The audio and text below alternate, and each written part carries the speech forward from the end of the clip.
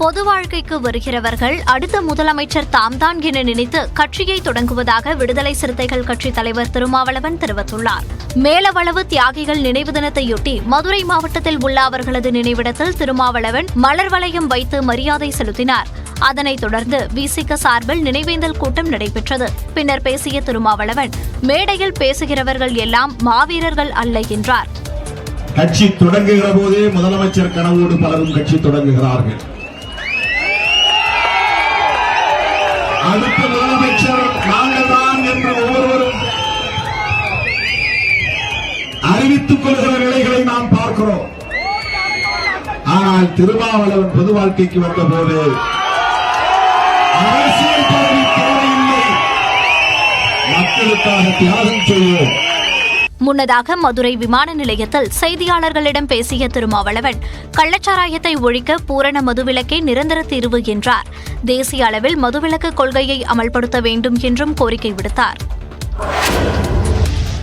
டாஸ்மாக் மதுபானம் குறித்து அமைச்சர் துரைமுருகன் கூறியது உண்மைதான் என பாஜக மாநில தலைவர் அண்ணாமலை தெரிவித்துள்ளார். கோயம்புத்தூரில் செய்தியாளர்கள் சந்திப்பில் பேசிய அவர், டாஸ்மாக் வருவாய் வெளிப்படைத்தன்மை இல்லை என சிஏஜி அறிக்கை கூறியுள்ளதாக தெரிவித்தார். டாஸ்மாக் மக்களை குடிக்க அடிமையாக்குது.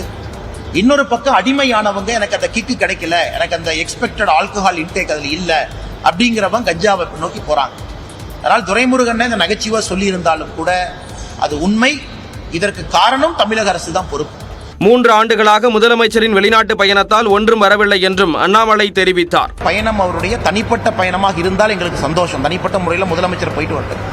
ஆனா அரசு செலவுல முதலமைச்சர் ஒரு பயணமாக இத்தனை IAS அதிகாரியை கூட்டிட்டு போகும் பொழுது மக்கள் அக்கௌண்டபிலிட்டியை கேட்கிறாங்க. மக்கள் கேட்கிறாங்க, இதுவரை 3 ஆண்டுகள்ல முதலமைச்சர் சென்ற பயணத்தினால் தமிழக மக்களுக்கு கிடைத்த லாபம் என்னன்னு கேட்டீங்கன்னா, துபாயிலிருந்து ₹1 வரலீங்கன்னா, ஜப்பான் வரல, சிங்கப்பூர் வரல, உலக முதலீட்டாளர் மாநாட்டை பத்தி நமக்கு தெரியாது. கிட்டத்தட்ட அதுவும் 6 மாசம் ஆகிற காரணத்தினால இன்னைக்கு அவங்களும் ஒரு வெள்ளை அறிக்கை கொடுக்கணும். சென்னையில் அடிப்படை சுகாதாரம் அதல பாதாளத்திற்கு சென்றுவிட்டதாகவும் குற்றம் சாட்டியுள்ளார்.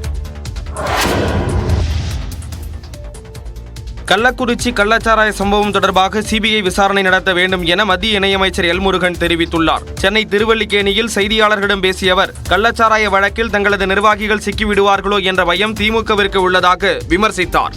தமிழ்நாடு அரசாங்கம் உடனடியாக இந்த சம்பவத்திற்கு, கள்ளக்குறிச்சி சம்பவத்திற்கு அவர்கள் இந்த வழக்கை சிபிஐ இடத்தில் ஒப்படைக்க வேண்டும். கிட்டத்தட்ட 55-60 பேர் மேல 63 பேர் அவங்க கணக்குப்படி, இன்னும் என்னன்றது எனக்கு தெரியல. இன்னும் கொஞ்சம் பேர் ஹாஸ்பிட்டல் 63 பேர் இறந்திருக்கிறார்கள்.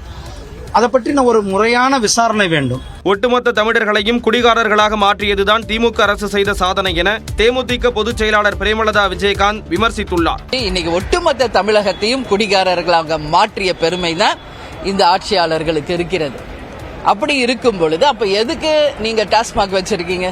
அப்போ அதுல குவாலிட்டி இல்ல அப்படிங்கறத மூத்த அமைச்சரே ஒத்துக்கிறார். இது உண்மையிலேயே கண் துடைப்பு நாடகம் தான். இது கூட கேஸ் ஃபைல் பண்ணாதான் ஆயுள் தண்டனைக்கு போகும்.